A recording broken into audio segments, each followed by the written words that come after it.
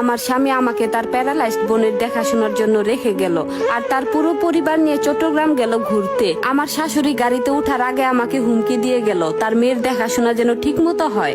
আরিয়ান একবারও পিছনে ফিরে তাকালো না আর গেট বন্ধ হতেই তার বোন হুইল চেয়ার থেকে উঠে দাঁড়িয়ে ফিস ফিস করে বলল, আরোহী ভাবি আজকে কি রান্না করবা? আমি এটা দেখে মনে হলো আকাশ থেকে পড়লাম। প্যারালাইজড হয়ে কিভাবে সে হেঁটে এসে কথা বলল। বিগত 2 বছর ধরে দেখে আসছি আরিয়ানের ছোট বোন নিহা বিছানার হুইল চেয়ারের সাথে বন্দি। কথা বলা তো দূরের কথা, নিজের হাতটা পর্যন্ত নাড়াতে পারতো না। অথচ সেই মেয়েটি এখন সম্পূর্ণ সুস্থ মানুষের মতো সোজা হয়ে দাঁড়িয়ে আমার দিকে তাকিয়ে হাসছে। তার কণ্ঠস্বরে কোনো জড়তা নেই, চোখের দৃষ্টিতে সে চিরচেনা শূন্যতা নেই। আমি ভয়ে এবং বিস্ময়ে কয়েক পা পিছিয়ে গেলাম। ড্রয়িং রুমের দেয়াল ঘড়িটার টিকটিক শব্দ তখন আমার কানে হাতুড়ির মতো বাজছিল। আমার মুখের অবস্থা দেখে নিহা ঠোঁটে আঙ্গুল চেপে ইশারা করলো চুপ থাকার জন্য। সে চট করে জানালার পর্দাটা একটু সরিয়ে উকি দিয়ে দেখলো বাইরের গাড়িটা চলে গেছে কিনা। তারপর নিঃশ্বাস ছেড়ে আমার দিকে ফিরলো আর বলল, ভাবি অমন ভূত দেখার মতো তাকিয়ে আছো কেন? আমি নিহাই, তোমার ননদ। নিহা একদম স্বাভাবিক ভঙ্গিতে সোফাটার উপর বসলো, যেন এতক্ষণ হুইল চেয়ারে বসে থাকার ক্লান্তি দূর করছে। আমি আমতা আমতা করে বললাম, নিহা তুমি হাঁটতে পারো, তুমি কথা বলতে পারো, তাহলে এত বছর ধরে এই হুইল চেয়ার, এই বোবা সেজে থাকা, এইসব কি? নিহা একটা দীর্ঘশ্বাস ফেললো। তার চোখ দুটো হঠাৎ করে গম্ভীর হয়ে উঠলো। সে বলল, যদি আজ ভাইয়া আর আম্মা চিটাগাং না যেত তবে এই অভিনয়টা আমাকে আরো কত বছর করতে হতো আমি জানি না। ভাবি আজ তোমাকে সব বলবো, কিন্তু তার আগে আমাকে প্রমিস করো আম্মা বা ভাইয়াকে কিচ্ছু জানাবে না। যদি জানাও তবে আমার মরা মুখ দেখবে। নিহার গলার স্বরে এমন একটা দৃঢ়তা আর একই সাথে আতঙ্ক ছিল যে আমি বাধ্য হয়ে মাথা নাড়লাম। আরিয়ানের সাথে যখন আমার বিয়ে হয় তখন থেকেই দেখে আসছি নিহা এই সংসারের এক প্রকার বোঝা। শাশুড়ি সারাদিন আমাকে খোঁটা দিতেন নিহার যত্ন নেয়ার জন্য, আর আরিয়ান বোনকে ভালোবাসার নাটক করলেও আসলে তাকে অবহেলাই করত। আজ তারা সবাই মিলে আনন্দ করতে চট্টগ্রাম গেল আর আমাকে ফেলে গেল নিহার সেবা করার জন্য। কিন্তু এখন তো পুরো পাশাটাই উল্টে গেছে। আমি নিহার পাশে বসলাম আর বললাম, বলো নিহা, কি লুকাচ্ছ তোমরা, আর কেনই বা এত অভিনয়? নিহা আমার হাতটা শক্ত করে ধরলো, তার হাতটা কাঁপছিল। ও বলল, ভাবি আজ থেকে 3 বছর আগে আমি প্যারালাইজড ছিলাম না। আমি বিশ্ববিদ্যালয়ের 2nd ইয়ারের স্টুডেন্ট ছিলাম। তখন আমি একজনের সাথে সম্পর্কে জড়াই। ছেলেটা মধ্যবিত্ত ছিল কিন্তু খুব সৎ ছিল। আম্মা আর ভাইয়া যখন জানতে পারে তারা আমার উপর অমানসিক নির্যাতন শুরু করে। ভাইয়া একদিন তাকে ডেকে নিয়ে মারধর করে এবং এলাকা ছাড়া করে। নিহার কথাগুলো আমি স্তব্ধ হয়ে শুনছিলাম। আরিয়ানের এই রূপ আমার জানা ছিল না। নিহা বলতে থাকলো, সেখানেই শেষ নয়। আম্মা আমার সাথে বিয়ে ঠিক করেন 60 বছরের এক ধনী প্রবাসীর সাথে। আমি রাজি হইনি। বিয়ের আগের রাতে ভাইয়া আমাকে একটা জুস খেতে দেয়। সেটা খাওয়ার পর থেকে আমার পুরো শরীর অবশ হতে শুরু করে। আমি জ্ঞান হারাই। যখন হাসপাতালে জ্ঞান ফিরে ডাক্তাররা বলেন আমি স্ট্রোক করেছি এবং আমার শরীরের নিচের অংশ আর কাজ করবে না, সাথে আমার কণ্ঠস্বরও চলে গেছে। আমি বললাম, তার মানে আরিয়ান তোমাকে বিষ দিয়েছিল? নিহা বলল, বিষ নয় ভাবি, কোনো একটা করা ড্রাগস। কিন্তু উপরওয়ালার ইচ্ছায় 1 বছর পর আমি আস্তে আস্তে সুস্থ হতে থাকি। প্রথমে আঙ্গুল নাড়াতে পারি, তারপর গলার স্বর ফিরে পাই। কিন্তু আমি বুঝতে পারি আমি যদি সুস্থ হয়ে যাই আম্মা আবার আমাকে ওই বুড়োটার কাছে বিক্রি করে দেবে আর ভাই আমার জীবনটা শেষ করে দেবে।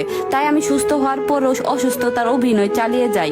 এই হুইল চেয়ারই গত 2 বছর ধরে আমার একমাত্র আশ্রয়। নিহার চোখ দিয়ে জল গড়াচ্ছিল। আমার নিজের অজান্তে চোখ ভিজে উঠলো। যে আরিয়ানকে আমি এত ভালোবাসতাম, যে শাশুড়িকে আমি এত সমীহ করতাম, তারা আসলে এতটা নিষ্ঠুর। আমি জিজ্ঞেস করলাম, তাহলে আজকে হঠাৎ আমার সামনে কেন আসলে? নিহা আমার দিকে তাকিয়ে এক চিলতে হাসলো আর বলল, কারণ এই 6 মাসে আমি তোমাকে দেখেছি ভাবি। আম্মা আর ভাইয়া তোমার উপর যে মানসিক অত্যাচার করে তা আমি হুইল চেয়ারে বসে বসে দেখতাম আর ভেতরে ভেতরে পড়তাম। তুমি খুব ভালো মেয়ে। আজ সুযোগ এসেছে আমাদের দুজনেরই এই নরক থেকে বের হওয়ার। ওরা 4 দিনের জন্য গেছে। এই 4 দিন আমরা অভিনয় করব না, প্রাণ খুলে বাঁচবো আর একটা নিখুঁত প্ল্যান করব। আমি জানালার বাইরে তাকালাম। আকাশটা মেঘলা হয়ে আসছে। নিহার কথাগুলো আমার মাথায় ঝড়ের মতো ঘুরছে। একদিকে আমার চেনা সংসার আর অন্যদিকে এক নির্মম সত্য। আমি নিহার হাতটা চেপে ধরে বললাম, আজকে তোমার পছন্দের সর্ষে ইলিশ আর খিচুড়ি রান্না করব নিহা। আজ আমরা মন ভরে খাবো আর গল্প করব, তারপর ভাববো এই খাঁচা থেকে কিভাবে বের হওয়া যায়। নিহা হেসে উঠল। সেই হাসিতে কোনো পঙ্গুত্ব ছিল না, ছিল মুক্তির আনন্দ। কিন্তু আমি জানতাম 4 দিন পর যখন আরিয়ান আর শাশুড়ি ফিরে আসবে তখন আসল খেলা শুরু হবে। খিচুড়ির সুগন্ধ আর সর্ষে ইলিশের ঝাঁঝালো ঘ্রাণে পুরো ঘরটা মোমো করছে। বাইরের আকাশে তখন কালো মেঘের ঘন ঘটা। ঝমঝমিয়ে বৃষ্টি নেমেছে ঢাকার বুকে। ডাইনিং টেবিলে বসে আমি আর নেহা খাচ্ছিলাম। বিগত 6 মাসে এই প্রথম আমি কাউকে এই বাড়িতে এত তৃপ্তি করে খেতে দেখলাম। নেহা একটার পর একটা ইলিশের টুকরো মুখে তুলছে আর তার চোখে উপচে পড়ছে এক অদ্ভুত চপলতা। যে মেয়েটা এতদিন শুধু যাও ভাত আর তরল খাবার গিলেছে, তার ভেতরের আসল মানুষটাকে দেখে আমার বুকটা হালকা হয়ে গেল। খাওয়া শেষ করে নেহা তৃপ্তির একটা নিঃশ্বাস ফেলে বলল, হাত হাতে যে এত জাদু আছে ভাবি, আগে তো বুঝিনি। ওই ডাইনি বুড়ি আর তোমার গুণধর স্বামী তো তোমাকে এই কম মাসে স্রেফ রাঁধুনি বানিয়ে রেখেছিল। আমি মৃদু হাসলাম, কিন্তু সেই হাসির আড়ালে একটা চাপা দীর্ঘশ্বাস লুকিয়ে রইল। আমি বললাম, এখন এসব কথা থাক নিহা, তুমি বললে না একটা নিখুঁত প্ল্যান করতে হবে। 4টে দিন কিন্তু চোখের পলকে কেটে যাবে, তারপর ওরা ফিরলে কি হবে? নিহার মুখের হাসিটা এক নিমিষে মিলিয়ে গেল। সে টেবিল থেকে উঠে ড্রয়িং রুমের সোফায় গিয়ে বসলো। আমিও তার পিছু পিছু গেলাম। জানালার বাইরে বৃষ্টির বেগ আরো বাড়ছে, ঠিক যেমনটা বাড়ছে আমার মনের ভেতরের ঝড়। নিহা নিচু স্বরে বলল, আমাদের প্রথম কাজ হলো প্রমাণ জোগাড় করা। ভাইয়া যে ড্রাগ ব্যবসায়ী আর একজন আন্ডারওয়ার্ল্ডের মানুষের সাথে জড়িত, সেটার সব ডকুমেন্ট ভাইয়ার ঘরের আলমারির লকারে আছে। আমি চমকে উঠলাম। আরিয়ান ড্রাগ ব্যবসায়ী, যে মানুষটা একটা নামকরা মাল্টিন্যাশনাল কোম্পানিতে বড় পদে চাকরি করে, তার আড়ালে এত বড় অন্ধকার? নিহা বলতে থাকলো, হ্যাঁ ভাবি, আমাকে যে ড্রাগ দেওয়া হয়েছিল সেটা ভাইয়া ল্যাব থেকে আনিয়েছিল। লকারের চাবিটা ভাইয়া সবসময় তার পার্সের ভেতরের চেন পকেটে রাখে, কিন্তু এবার তাড়াহুড়ো করে যাওয়ার সময় সে একটা ভুল করে গেছে। আমি অধীর হয়ে জিজ্ঞেস করলাম, কি ভুল? নিহা মুচকি হেসে তার কামিজের পকেট থেকে একটা রূপলি চাবি বের করলো আর বলল, ভাইয়া তার অফিসের ড্রয়ারের ডুপ্লিকেট চাবিটা ড্রেসিং টেবিলের উপর ফেলে গেছে, আর ওই ড্রয়ারেই থাকে ঘরের সব লকারের আসল চাবিটা। আমি কাল রাতে ভাইয়া ঘুমানোর পর ওটা সরিয়ে ফেলেছিলাম। আমার বুকটা ধরফর করে উঠলো। আরিয়ান যদি ফিরে এসে চাবি না পায় তবে সে আমাদের আস্ত রাখবে না। কিন্তু নিহার চোখের দিকে তাকিয়ে আমি নিজের ভয়টা চেপে গেলাম। এই মেয়েটা 3 বছর ধরে জীবন্ত মৃতদেহ হয়ে বেঁচে আছে শুধু এই দিনটার আশায়। আমি বললাম, ঠিক আছে, আজ রাতে আমরা আরিয়ানের ঘরে তল্লাশি চালাবো, কিন্তু নেহা, প্রমাণ পেলেই বা আমরা কি করব? পুলিশে যাব? পুলিশ কি আরিয়ানের মতো প্রভাবশালী মানুষের বিরুদ্ধে আমাদের কথা শুনবে? নিহা আমার হাত দুটো জড়িয়ে ধরলো আর বলল, শুধু পুলিশ নয় ভাবি, আমি আমার সেই রিফাতের সাথে যোগাযোগ করেছি। সে এখন একটা বড় নিউজ চ্যানেলের ক্রাইম রিপোর্টার। সে আমাকে কথা দিয়েছে সঠিক প্রমাণ পেলে সে লাইভ মিডিয়া ট্রায়াল করবে। আরিয়ান আর আম্মা পালানোর কোনো পথ পাবে না। রিফাতের নামটা শুনতে নিহার চোখে একটা অন্যরকম আলো জ্বলে উঠলো।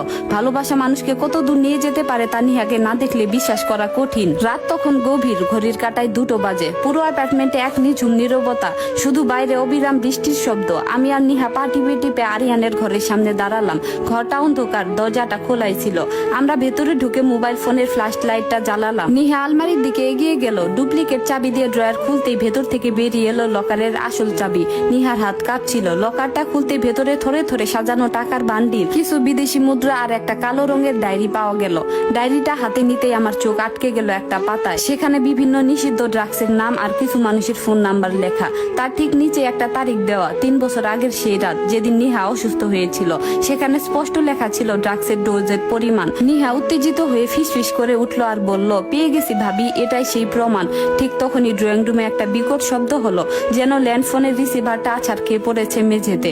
আমি আর নিহা ভয়ে জমে গেলাম। ফ্ল্যাশ লাইটটা চট করে নিভিয়ে দিলাম। এই মাঝরাতে ঘরে কে আসবে? চোর নাকি আরিয়ানরা ফিরে এলো? অন্ধকারের মাঝে আমরা শুনতে পেলাম ভারী পায়ের জুতো খোলার শব্দ।